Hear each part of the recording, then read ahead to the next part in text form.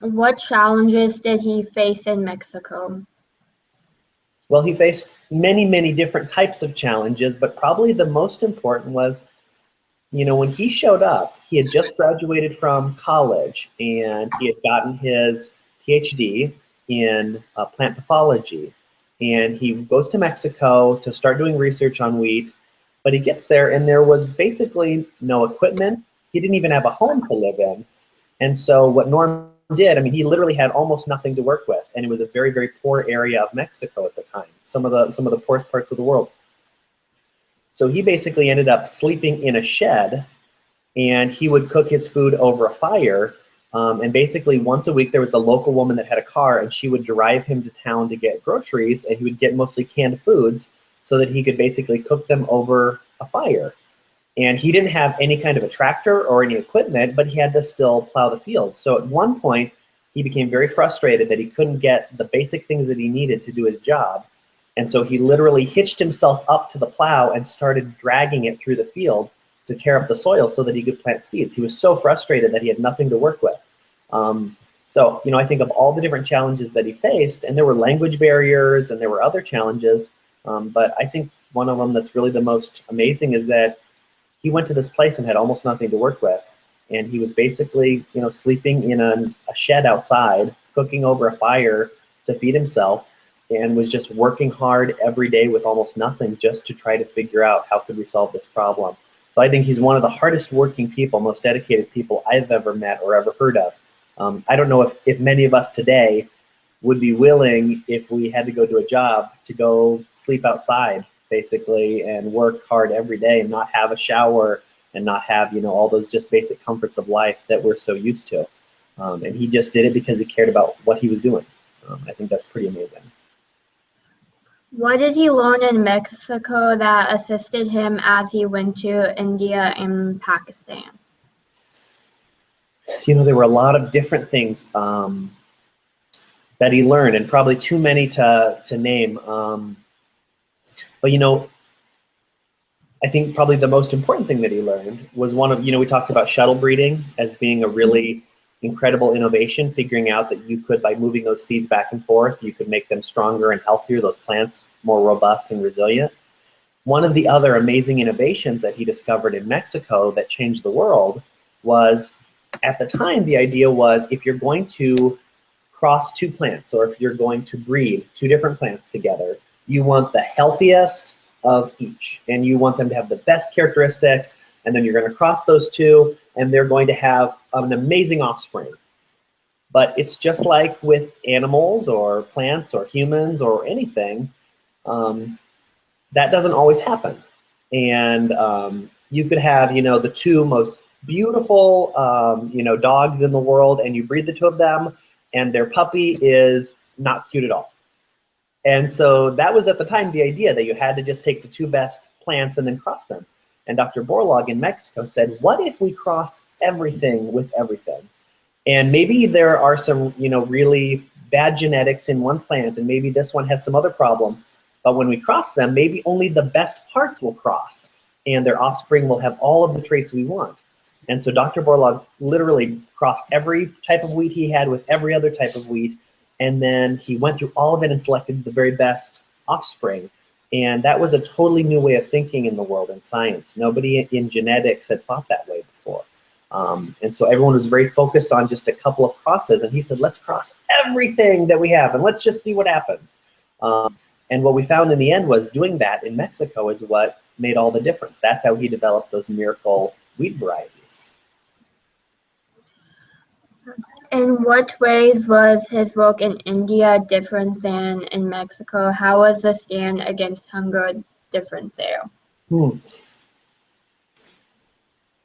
He'd been working in Mexico, so I think in a lot of ways it was perhaps easier for him to get these new miracle seeds to the people that needed them and to be able to share them, because he'd already been working with people in the government in Mexico, and he knew, farmers locally that could go and speak to their officials and could work with local farmers unions and different organizations. So that was very different than when he took these new seeds to India, and they didn't have all of those relationships in place. And so he really depended on a lot of other people to build those relationships and get those seeds to the farmers. And one of those people was Dr. M.S. Swaminathan, who is still alive. And he was the first person to ever win the World Food Prize. And he was a scientist in India that was really, really critical in taking Norm's miracle wheat seeds from Mexico and making sure that the government supported them and that they were distributed to tens of thousands of farmers all over the country so that they could get planted. So I think that was one of the big differences, was he had to rely on a lot of others in India to help make that all possible. And again, that's the importance of partnerships. That's the importance of having a strong team and working with a lot of different people. So that was one. The other thing that's really different is the politics of a country and what's possible. And so when he was working in India and Pakistan with these new miracle seeds, they had a lot of success, obviously. But India and Pakistan are two countries that throughout history have fought and several times have gone to war with each other and fought over territories. And so in Mexico, he was working, and there was a lot of poverty and there was a lot of problems and challenges to overcome. But in India and Pakistan, here you had a place where you had countries that at times would go to war with each other. So at one point, Dr. Borlaug went himself and met with the president of Pakistan and met with the prime minister of India, and basically said, we are doing all of this work to save these lives, and you celebrate all that we've accomplished with the Green Revolution, and yet you're willing to go to war with each other and undo all of that good. And so it's kind of a neat example where, as a scientist and as a farmer, he was able to go and help create peace in the world. And so that was very, very different working in that part of the world, in India and Pakistan and Egypt and other countries. You faced a lot of different politics and some other crises. In what ways was his work in Pakistan different than in India and Mexico? His work in Pakistan. I don't know the details on his work in Pakistan as well, so I can't I can't speak to that. I would say his his work in India and Pakistan was similar in some ways, because as countries they share a very rich history in that region together, and there are a lot of there's a lot of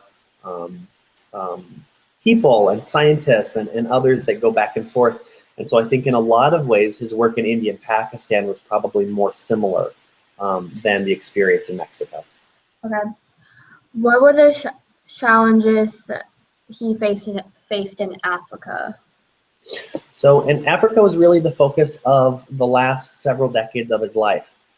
One of the things that really frustrated Norm was, they made incredible improvements in Southeast Asia and in other parts of the world in ending hunger with the Green Revolution, these miracle seeds. And it wasn't just wheat.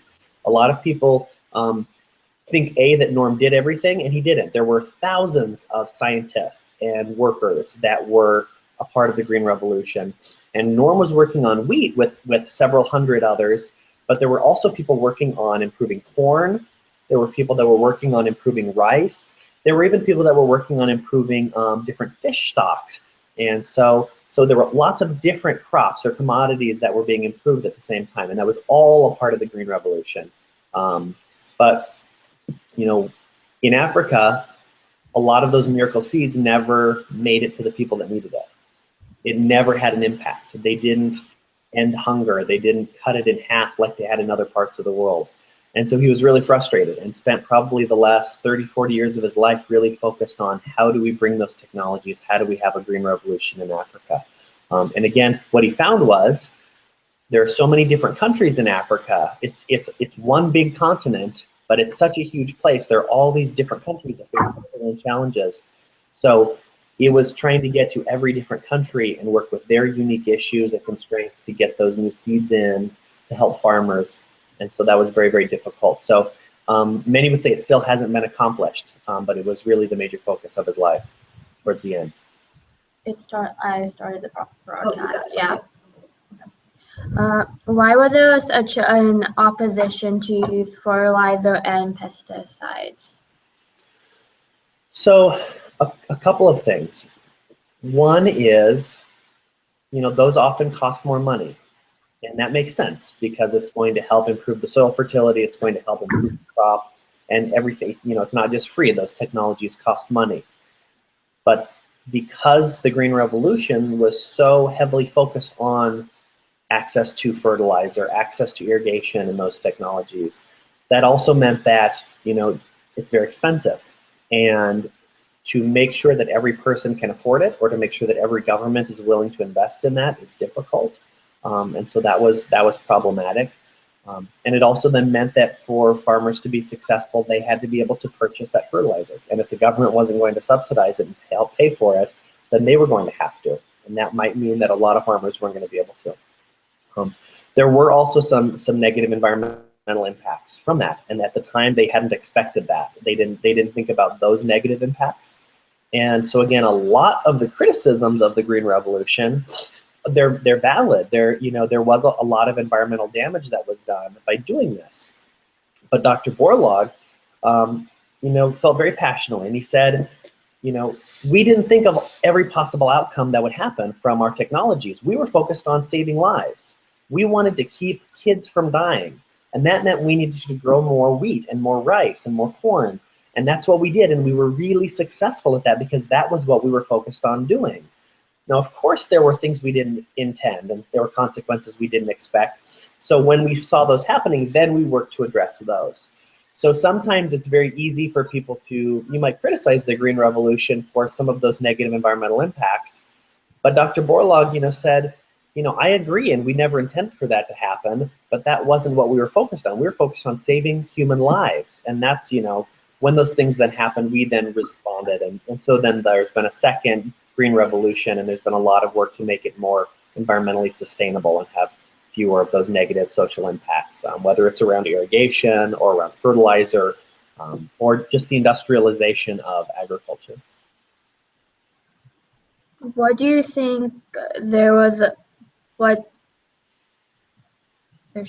What do you think was the political impact of Dr. Borlaug's work?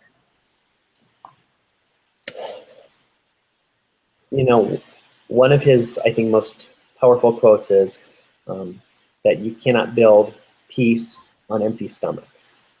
And whenever people are suffering or starving or in pain or don't have hope, that's where you see extremism. That's where you see violence. That's where you see political uprisings. And this has been true throughout human history. And, and there are a lot of examples we talk about a lot in history class, about the French Revolution and about others where people were suffering. And so they stood up against their governments and they rose up and tore those governments down. But there are a lot of other examples. A few years ago, there was an 11% increase in the cost of food in the world. So again, 11% increase, an uptick, but literally that created political movements and violence and uprisings in, I think, over 30 countries in the world. And again, it was the cost of bread increased. And all of a sudden we see then all around the world these uprisings. So when we think about politics and the impact that Norm had, by saving almost 1 billion people from starvation, by giving those families, the ability not just for their kids to survive, but for them to go to school and have a good life and find a job and then take care of their kids, I think we actually saw peace in the world. And there would have been a lot of conflict and a lot of war and a lot of suffering that never happened. So we never know. And it's hard to then say, what never happened. But that was really why he won the Nobel Peace Prize. They snuck him through the window of peace because they said, by saving all these people from suffering and starving, clearly there has been less conflict in the world. There's been more peace. What do you think the scientific impact of Dr. Borlaug's work was? There were so many different things. The two we talked about already, shuttle breeding, which broke the photoperiod of plants and showed us that we could take plants all around the world if we made sure that we were breeding them in different locations. The other, crossing everything with everything and totally taking a new approach to genetics and plant breeding and animal breeding was important. Honestly, I think probably the greatest innovation, though, was simply showing that with good science, we can solve the world's biggest problems. we usually think, there are all these different challenges we face in the world, and we don't know how we're going to solve them all, and sometimes it feels really overwhelming. But I think the most amazing thing is that Norm showed a handful of really passionate, dedicated, hardworking people can change the world. And you can solve a lot of these problems with science, and you can solve them with hard work. And as one person, you can actually do a lot, and you can save 1 billion people. So to think that we can't make a difference and that we can't solve these problems is silly, because we can. And Norm showed us that. What do you think the economic impact of Dr. Bullock's book was? Again, it's like the peace question. We'll never really know how many lives were saved, and how much that improved the economies of all these different countries, and how many wars were avoided, and how much conflict was avoided. So I can't give a number, but just like he saved 1 billion lives and that changed the world, he probably saved hundreds of billions, if not trillions of dollars of money that would have been lost or never generated, with that suffering, with that death, with that conflict in the world.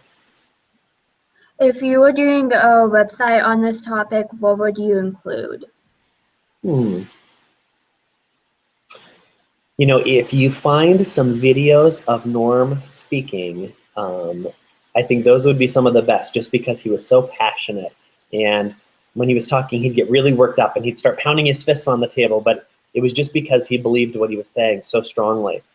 So I think there are some really neat videos of him out there, actually in his words, talking about these issues and about what we face.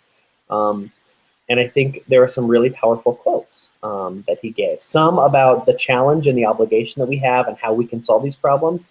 And others, I think one of the neatest quotes that he would often say was, "You should always reach for the stars. And you may not reach them, but you'll get stardust on yourself just by trying." And I think a lot of those quotes and a lot of the things that he would say has a lot of meaning and a lot of power. So I definitely use those. Do you have any suggestions for my project? What would you suggest that would make her stand out from other people?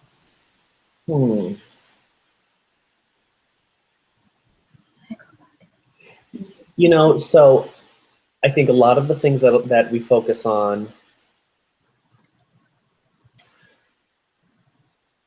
it's easy to focus on genetic modification right now because that's such a hot social issue, and there's so much debate and contention about it. And I think that's what a lot of folks focus on. So I don't know that would be very unique. I think that's pretty that's fairly common in the discussion. And actually, it's important to note, Norm only used traditional plant breeding. So when Norm was developing the Green Revolution, there was no genetic engineering yet. Genetic modification didn't exist as a technology. Towards the end of his life, it was being developed, and he was a strong proponent because he saw a lot of potential. And like we talked about before, he believed it was about getting technology to the people that needed it. And so he felt strongly that we shouldn't avoid genetic engineering just because we don't fully understand it. We should view its potential and its possibility for helping people, and not just throw it away because of those other concerns. The last thing that he said on his deathbed was, "Take it to the farmer," and I'm sure you've read that. And I think we sometimes forget about the social impact of the scientist and the incredible humanitarian work that it accomplished, and what was in his heart. And I think that might be pretty interesting, looking at how he was able to bring the conflict between India and Pakistan, how he was able to help stop that, and some of those things we don't always think of. I think that would be fairly unique. If I could go back and ask you a question that we weren't broadcasting earlier, would you mind? Okay. So how do you see Dr. Bullock's book as taking a stand? In his life, about his work? Mm-hmm.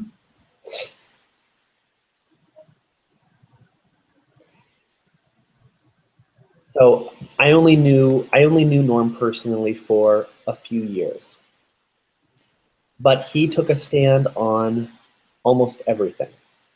And that was one of the really neat things about him. He just cared so passionately that he felt strongly about all of it. Whether it was about population growth and how do we help address that, whether it was about technologies that were being developed, whether it was about economic and social justice, access to technology, he felt strongly about all those things. And he knew that because he had the Nobel Peace Prize, because he had accomplished so much, people would listen to him. And so he wanted to make sure that he used that opportunity to do as much good as he could.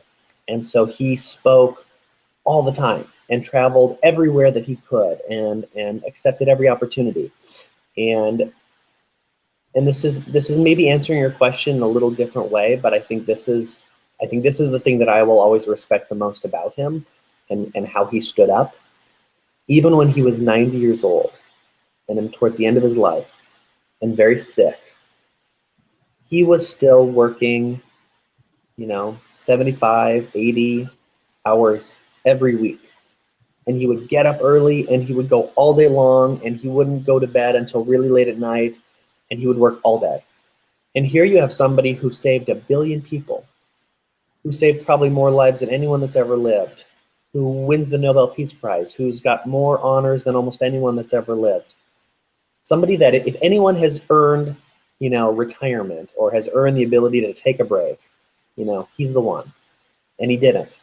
And even at the end of his life, he was still pushing himself and working as hard as he could to do as much as possible. So I think that's really how he stood up and made a statement with his life. It wasn't just in Mexico in his 20s and 30s. It wasn't just in India and Pakistan. It was literally his entire life. He worked hard to try to make a difference and just said, I will do as much as I can with the time I'm given.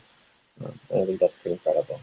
Well, I want to thank you for taking time to visit with Caitlin today. This is a wonderful opportunity for her. So do you reside in Washington, D.C. then and travel to the World Prize that way? Yep, so I actually just moved here 2 weeks ago. So I've been based in Iowa at the World Food Prize Foundation at our headquarters, the Hall of Laureates in Des Moines there. I've been there for the last 9 years, and I head our national program. So I travel about a third of the year nationally to build partnerships and build our programs. So 2 weeks ago, I finally just moved out to DC. And so now I'm based out here. The rest of my colleagues are based in Iowa. A couple of years ago, I was fortunate enough to take 2 students to Des Moines, and we toured the World Food Prize. I hope to get Caitlin there eventually. It just didn't quite work out this year. Is there an address that we can use? Because I do require my kids to send thank you notes. Sure. Okay. 1631 Colorama, and it's Kalorama.